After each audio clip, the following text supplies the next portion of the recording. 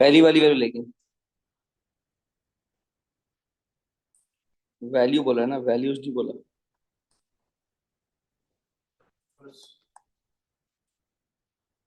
Part B तो हो जाएगा आराम से।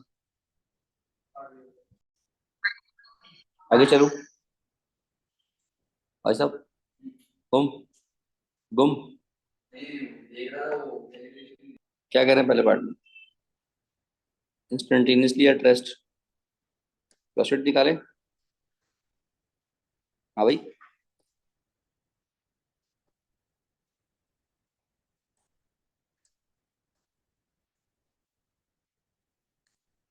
जीरो पुट कर दे।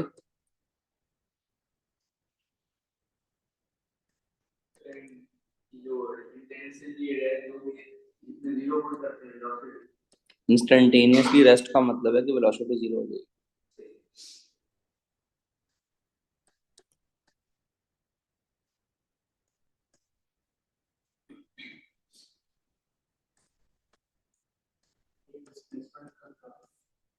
सबक है।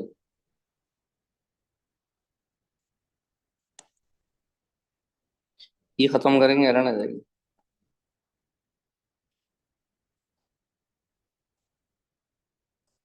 कितना आ रहा है?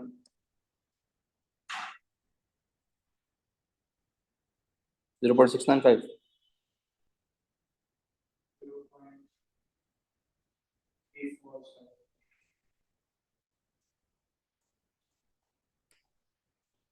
ठीक ही वैल्यू आ गई।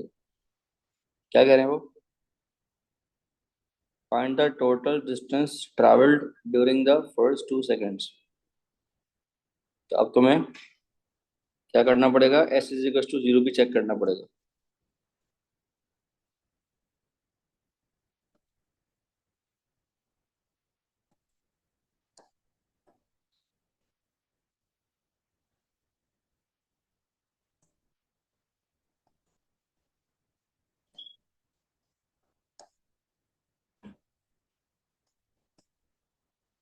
ये खत्म करेंगे एल एन वन आएगा। ठीक है, T is equal to zero है।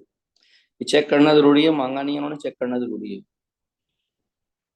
ये चेक ये कर रहा है कि आपके पास जो टर्निंग पॉइंट है वो टर्निंग पॉइंट नहीं, आपके पास एक्स इंटरसेप्ट कहाँ पर है। ठीक है, तो लेट से ये एक रैंडम ग्राफ है।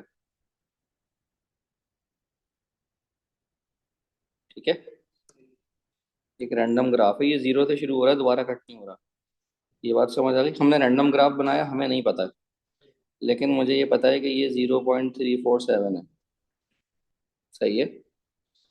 और एक मिनट, ग्राफ जरा चेंज कर देता हूँ, टर्निंग पॉइंट है ना।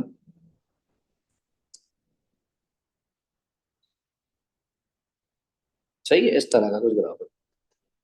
और ये 2 सेकंड तक की बात करें, तब आप डिस्टेंस कैसे निकालेंगे?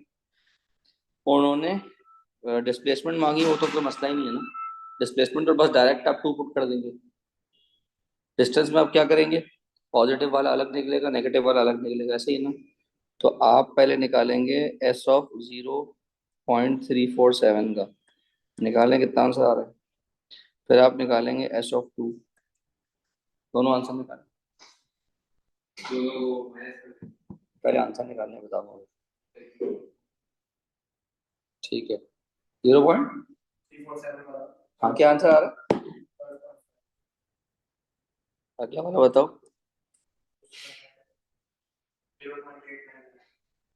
0.899। अब देखो इसमें होगा क्या, आप इसको ब्रेक कर लोगे, आपका टोटल डिस्टेंस कैसे निकलेगा?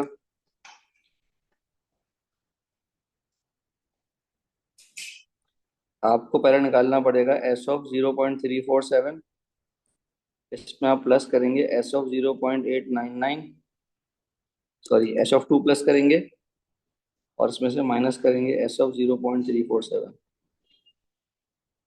समझ आई ये बात? क्योंकि बड़े में से छोटे को आप माइनस करते हैं।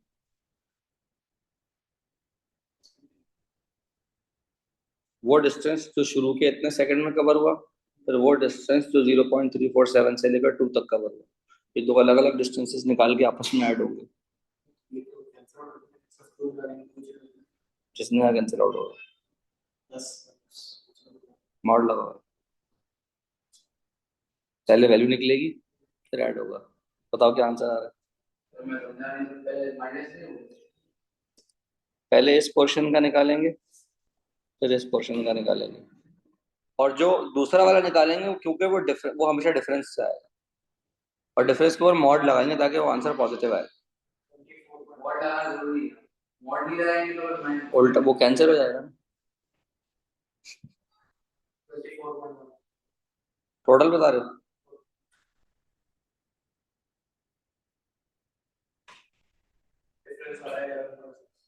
कितना आ रहा है डिफरेंस? नहीं, टोटल आंसर बताओ पहले। ठीक है, सही।